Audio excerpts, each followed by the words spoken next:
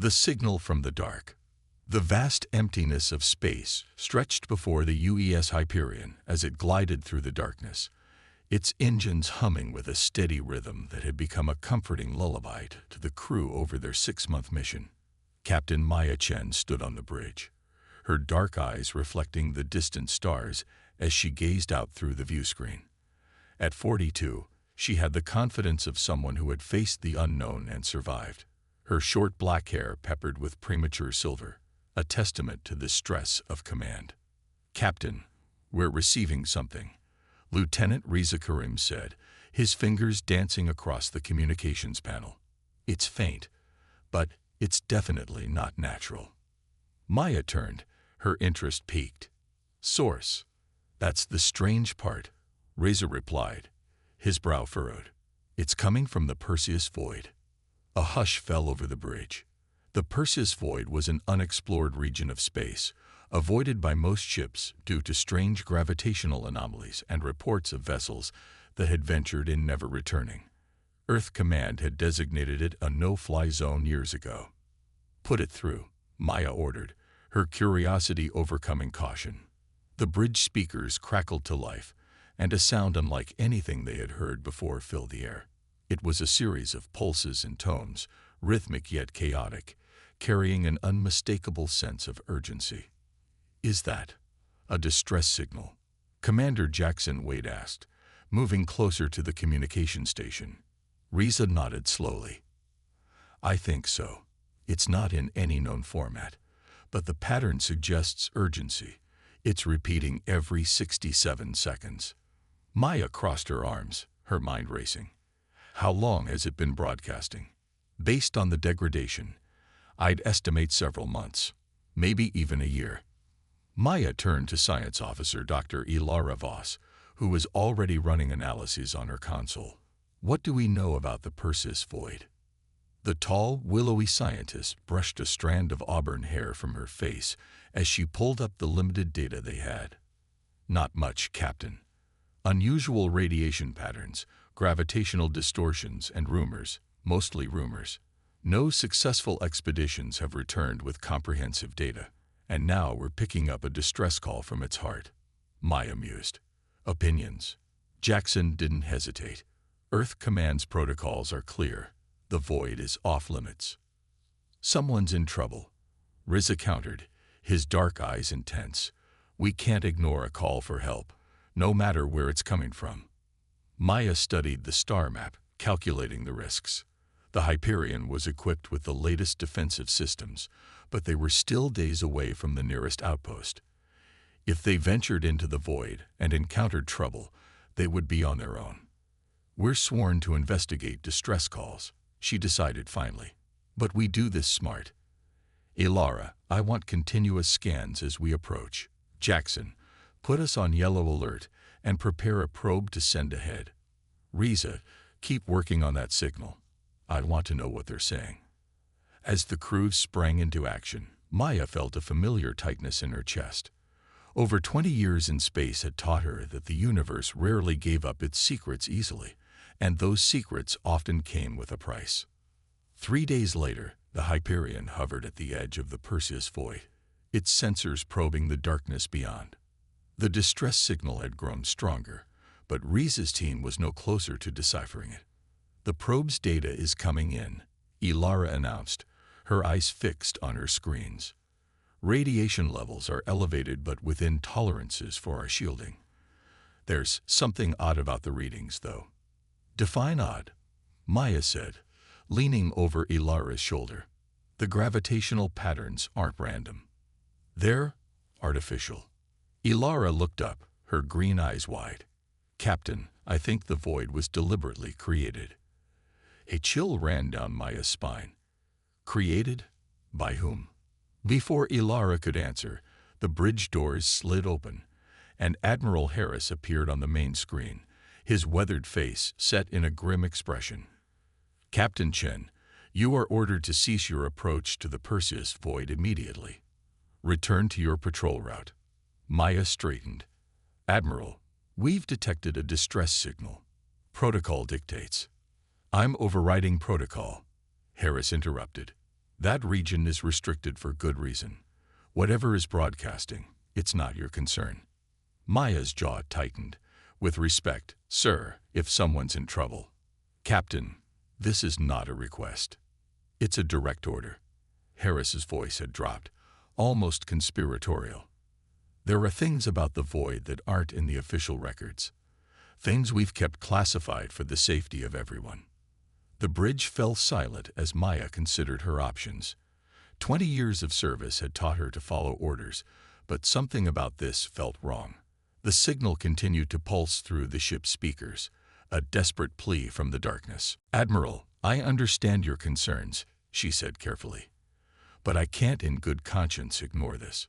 Someone needs help, and we're the only ones who can provide it. Harris's face hardened. You're making a mistake, Chen. A mistake that could cost you your career and your crew their lives.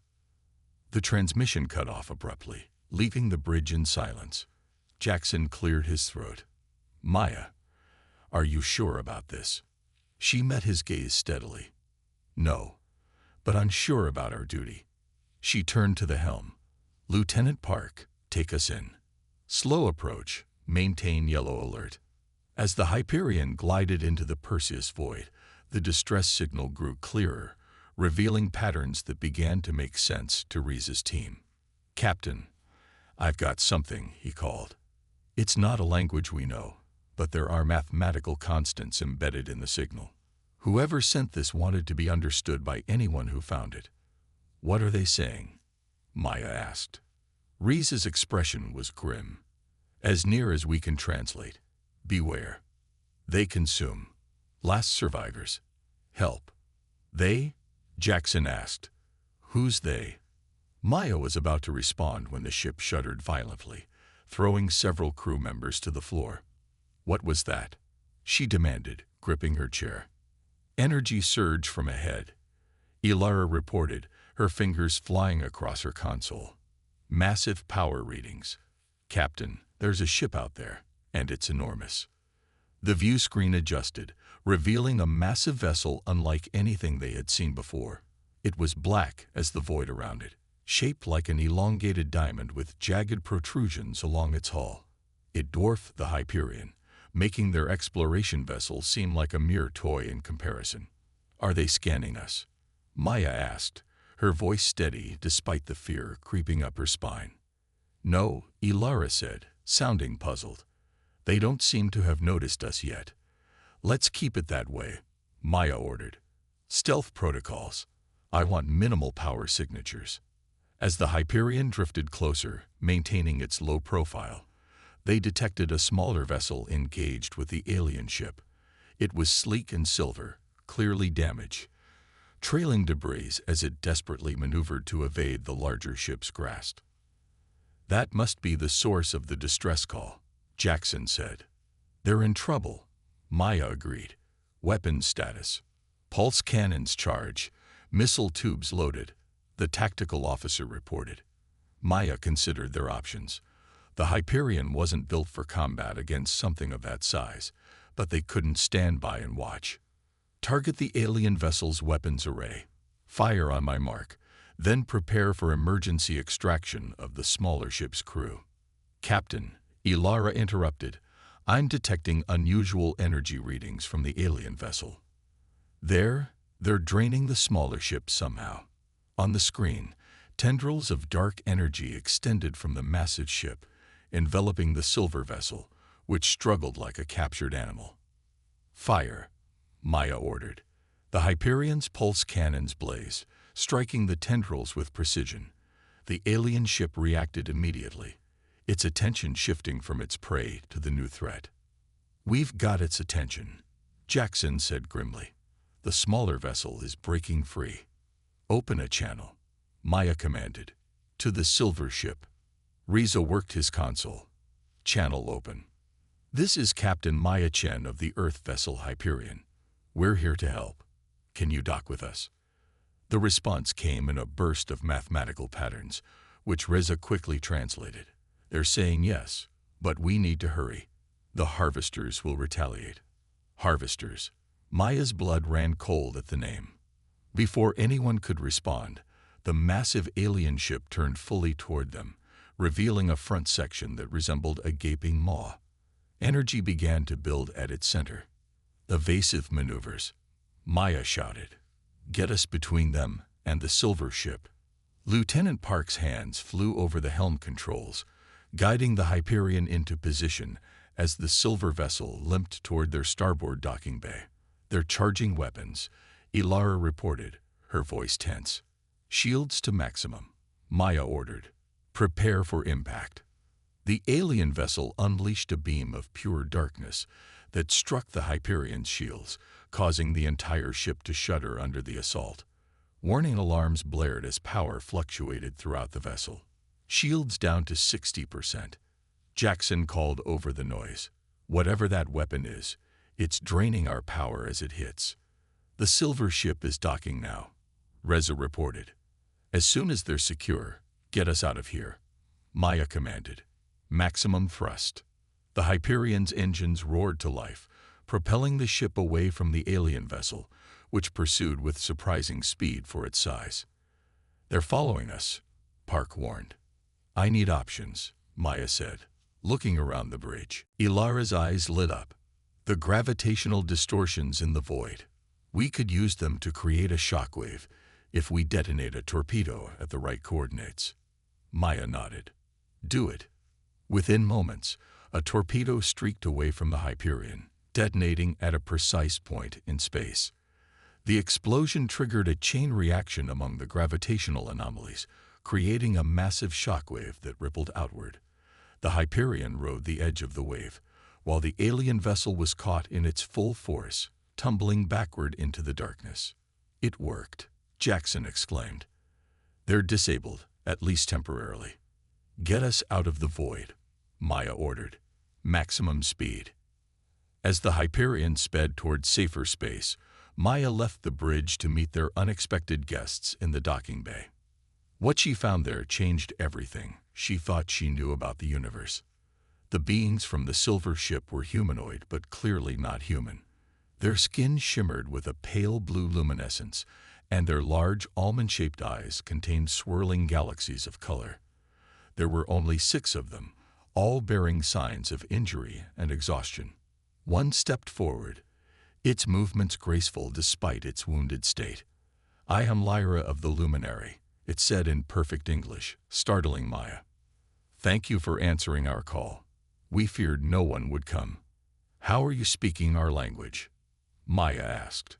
Lyra gestured to a small device at their throat. "We have studied your transmissions for years.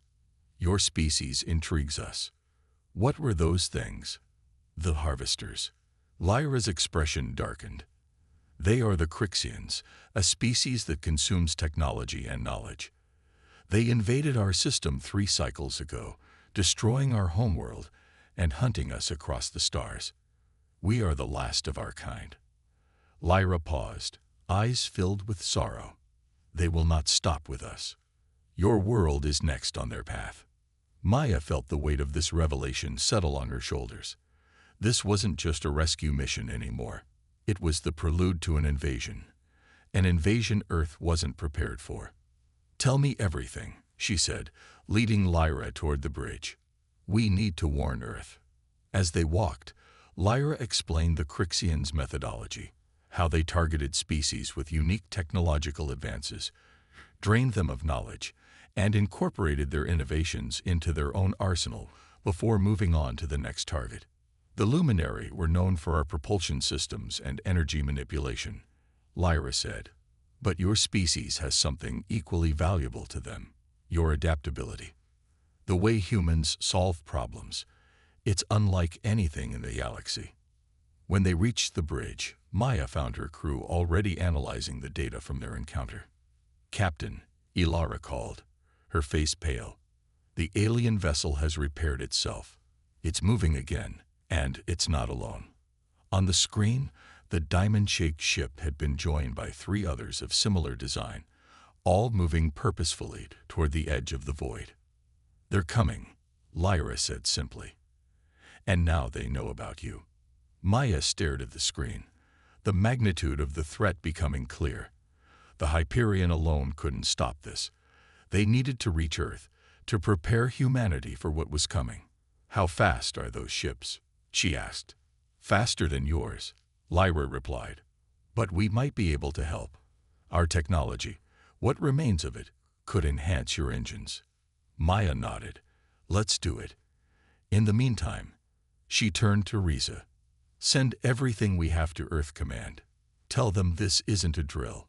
We have first contact with 2 alien species, and one of them is hostile. Very hostile." As the transmission was sent, Maya couldn't help but wonder if they were already too late. The Crixians had destroyed an entire civilization. What chance did Earth have? But as she looked around at her crew, humans who had ventured into the unknown despite the risks, who had chosen to help strangers in need, she felt a flicker of hope. The Crixians might be powerful, but they had never encountered humans before. And if there was one thing Maya knew about her species, it was that humanity did not go quietly into the night. The battle for Earth's survival had begun. Humanity unleashed. The corridors of Earth Command Headquarters buzzed with frantic activity as Admiral Harris strode purposefully toward the Emergency Council chamber. The data packet from the Hyperion had arrived 6 hours ago. And in that time, the world's governments had been thrown into chaos.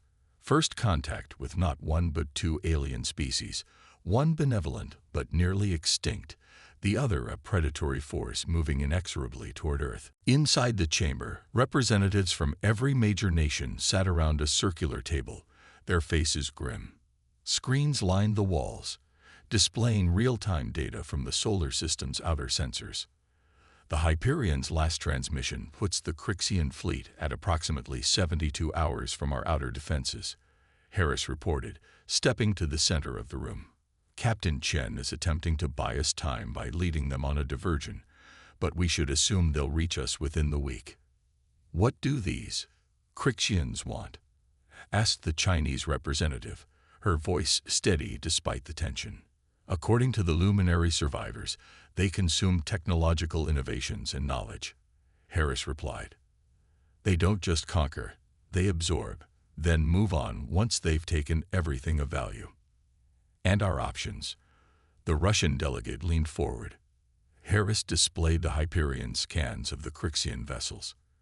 "Conventional weapons may be ineffective. The luminary report that the Crixians have defensive systems that adapt to repeated attacks. Their ships can self-repair and learn from each encounter." "Then what do you propose, Admiral?" The American president's voice cut through the murmurs of dismay. Harris took a deep breath. "Operation Prometheus. It's a theoretical defensive system we've been developing. A network of satellites equipped with experimental technology based on our quantum research." "Theoretical." The British Prime Minister raised an eyebrow. "It was designed for protection against asteroids," Harris admitted. "But with modifications, it could be our best chance." "How long to deploy?" asked the Indian representative. "With global cooperation and every available resource, 5 days." The room fell silent as the implications sank in. They needed more time they didn't have. "There is another option," said a quiet voice from the doorway.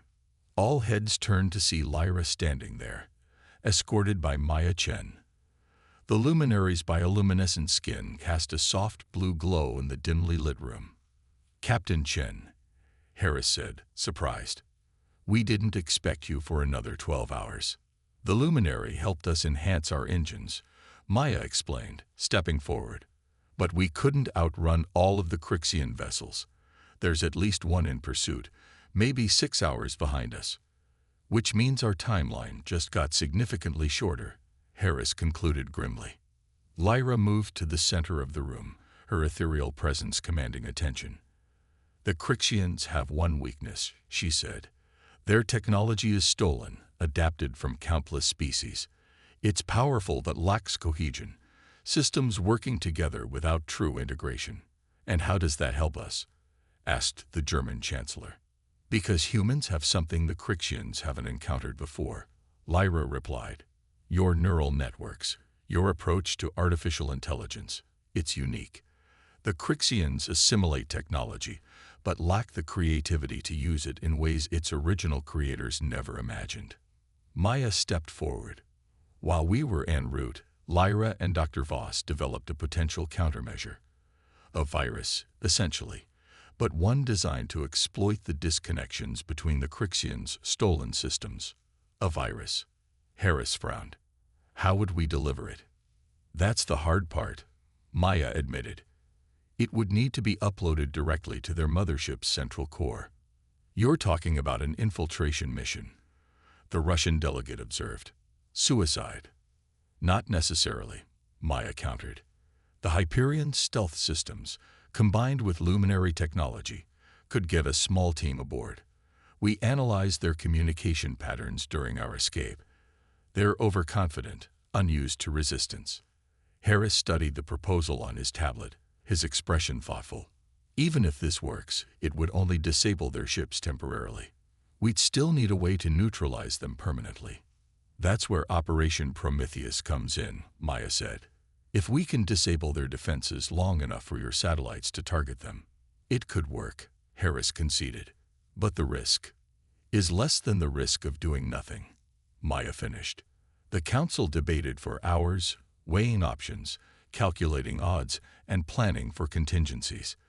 In the end, it came down to a simple truth. Humanity faced extinction if they failed. Very well, the American president said finally. Operation Virus Strike is approved. Captain Chen, select your team. You'll depart as soon as the virus is ready. And Operation Prometheus? Harris asked. All resources at your disposal, Admiral. The world stands united on this.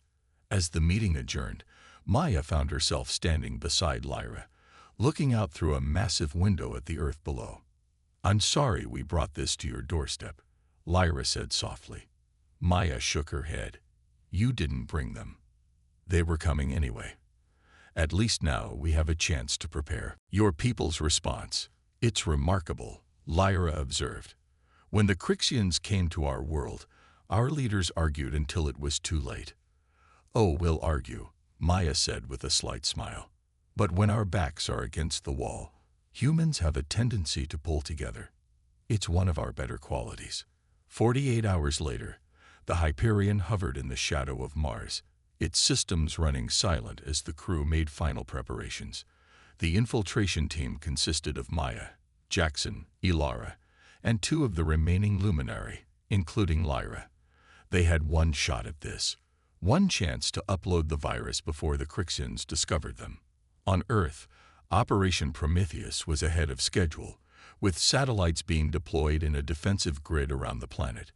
The world had mobilized with unprecedented unity, all resources directed toward survival.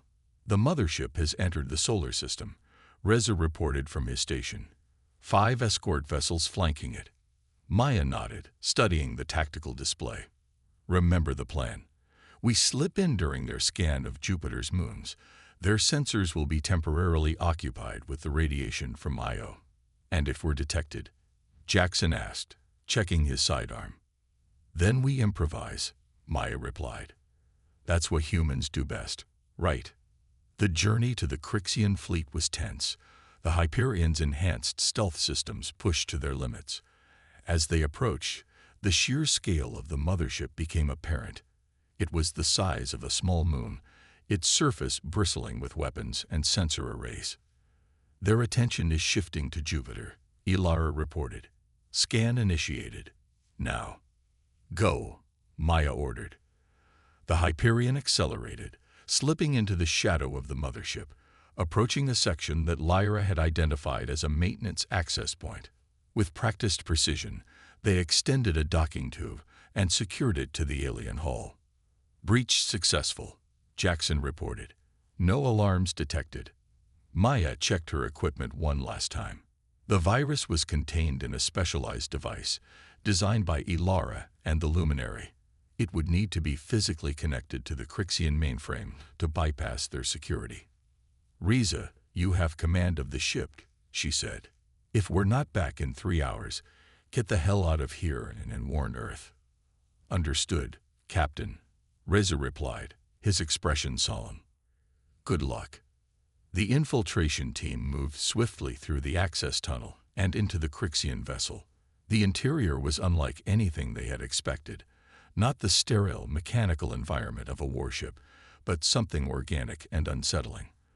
The walls pulsed with veins of energy, and the floor seemed to shift subtly beneath their feet. "It's biomechanical," Ilara whispered, scanning with her device. "The ship is partially alive.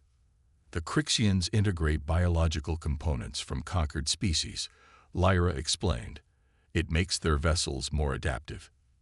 They moved cautiously through the corridors, guided by Lyra's knowledge of Crixian ship design. Twice they had to hide as patrol units passed. Strange, spider-like drones that skittered along walls and ceilings, their multiple eyes scanning continuously. "The central core should be 2 levels down," Lyra said, indicating a pulsing conduit that ran along the ceiling. "These energy channels all lead there." They found an access shaft and descended, emerging into a vast chamber that hummed with power. At its center stood a column of swirling dark energy, crackling with lightning that arsed to receptors around the room. "That's it," Lyra confirmed. "The central processing core. All ship functions are controlled from here." Maya approached cautiously, the virus device in hand. "How do I connect to it?" "There should be interface nodes around the base," Lyra said. "They'll recognize the device as a diagnostic tool." As Maya knelt beside the core, searching for an access point, a deep, resonant voice filled the chamber. "Humans, so predictable." The team spun around to find themselves surrounded by Crixians, tall, shadowy figures with multiple limbs and faceted eyes that gleamed with cold intelligence. "Did you truly believe we wouldn't detect your primitive vessel?" the leader said, stepping forward. Its voice seemed to come from everywhere at once, vibrating in their bones. "We've been watching you since you entered our territory." Maya's mind raced. If they'd been detected from the beginning, why allow them to reach the core? "You want to know why we permitted your intrusion," the Crixian said, as if reading her thoughts. "Because we are curious. Your species is unusual. Most races cower or beg when we arrive. You chose to attack. We don't surrender easily," Maya replied, subtly shifting to position herself between the Crixians and the core. "So we observe," the creature said. "Your resistance is futile, of course, but interesting. We will enjoy assimilating your species' peculiar traits." "You've made a mistake," Maya said, buying time as she considered their options. "Oh." The Crixian tilted its head. "And what mistake would that be?" "You studied our technology, our defenses," Maya said. "But you didn't study our history." The Crixian made a sound like grinding metal. A laugh, perhaps. "Your history is irrelevant. A brief flicker in the cosmic timeline. Then you missed the most important thing about humans," Maya continued, catching Jackson's eye and giving an almost imperceptible nod. "We're at our most dangerous when cornered." In one fluid motion, Jackson drew his weapon and fired at the ceiling, severing one of the energy conduits. As it crashed down, Maya lunged for the core, slapping the virus device onto an interface node. Ilara and the luminary moved to defensive positions, using the fallen conduit as cover. "Upload initiated," Maya called as the device lit up, its screen displaying a rapid sequence of code. The Crixians surged forward, their limbs extending into blade-like appendages. Jackson and Ilara returned fire, their weapons' energy blasts slowing the creatures but not stopping them. "How much longer?" Jackson shouted, ducking as a Crixian swipe nearly took his head off. 30 seconds, Maya replied, protecting the device as the upload continued. One of the luminary fell, impaled by a Crixian's blade. Lyra cried out in anguish but held her position, using her species' innate energy manipulation to create a barrier between the attackers and the core. 20 seconds, Maya called, watching the progress bar inch forward. The Crixian leader howled in rage, recognizing what was happening. It charged toward Maya, moving with unnatural speed. "Look out!" Ilara shouted, throwing herself into the creature's path. Its blade caught her in the shoulder, sending her sprawling. "Ilara!" Maya cried, torn between helping her friend and protecting the upload. "Finish it," Ilara gasped, clutching her wound. The progress bar reached completion just as the Crixian leader reached Maya. The device beeped once, and the core's energy suddenly fluctuated, its dark purple glow turning to an unstable red. "What have you done?" the Crixian demanded, seizing Maya by the throat. "Introduced a little chaos into your systems," she choked out. "Human specialty." Throughout the ship, alarms began to wail as systems failed. The lights flickered, and the organic components of the vessel convulsed as if in pain. "We need to go," Jackson said, firing repeatedly to keep the disoriented Crixians at bay. "Now." He helped Ilara to her feet while Lyra supported her fallen comrade. Maya broke free of the Crixian's weakening grip and led the team toward the exit. "This won't stop us," the Crixian leader called after them. "We will adapt. We always adapt." "So do we," Maya replied without looking back. They fought their way through the increasingly chaotic ship, avoiding failing systems and panicked drones. By the time they reached the Hyperion, the mothership was in disarray, its weapons systems offline, and its engines sputtering. "Get us out of here," Maya ordered as they sealed the airlock behind them. Full speed toward Earth. As the Hyperion disengaged and accelerated away, the Crixian mothership drifted aimlessly, its escort vessels similarly affected by the cascading system failures. "The virus worked," Ilara said weakly from the medical bay, where Jackson was treating her wound. "But for how long?" "Long enough," Maya replied, watching the tactical display. "Look." On the screen, the Earth's defensive grid was activating, the Prometheus satellites powering up as they detected the approaching alien vessels. "They're sitting ducks," Jackson observed. When the Prometheus system fired, the effect was devastating. Beams of concentrated energy struck the disabled Crixian ships, bypassing their normally impenetrable defenses and cutting through their hulls with surgical precision. "Earth is hailing us," Reza reported, his voice tight with emotion. Admiral Harris's face appeared on the screen, his expression a mixture of relief and disbelief. "Captain Chen, your mission was successful. The Crixian fleet has been neutralized." "All of them?" Maya asked, hardly daring to hope. "The mothership and 3 escorts have been destroyed," Harris confirmed. "The remaining 2 are retreating at high speed." A cheer went up from the Hyperion's crew. They had done it. Humanity had faced its greatest threat and emerged victorious. In the days that followed, the world celebrated not just survival, but the dawn of a new era. The technology recovered from the Crixian wreckage, combined with the knowledge shared by the Luminary, accelerated human advancement by decades. 1 month after the battle, Maya stood in a newly constructed chamber at Earth Command, watching as Lyra and the surviving Luminary prepared to address the United Nations via hologram. "What will you do now?" Maya asked Lyra. "Rebuild," the alien replied simply. "Your people have offered us sanctuary on one of your outer colonies.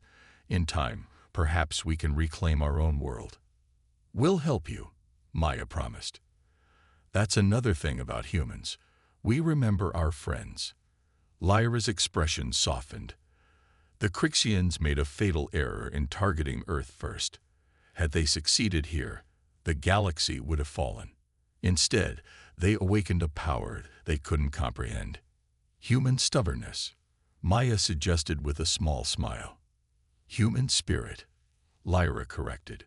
"We Luminary have lived among the stars for millennia, but we've never encountered a species quite like yours. You don't just adapt, you transform. You take the impossible and make it possible." As the Luminary addressed the assembled leaders of Earth, pledging alliance and friendship, Maya reflected on the journey that had brought them here. A simple distress call, a decision to help, and now humanity stood on the threshold of a new frontier. The Crixians had thought they were hunting easy prey. Instead, they had awakened a sleeping giant, a species that, when pushed to the brink, would unleash a fury that even the stars themselves would remember. And out in the darkness of space, the surviving Crixian vessels flood, carrying with them a message for their distant empire. Beware of Earth. Beware of humans. For when threatened, they do not cower or surrender. They fight back, and they win.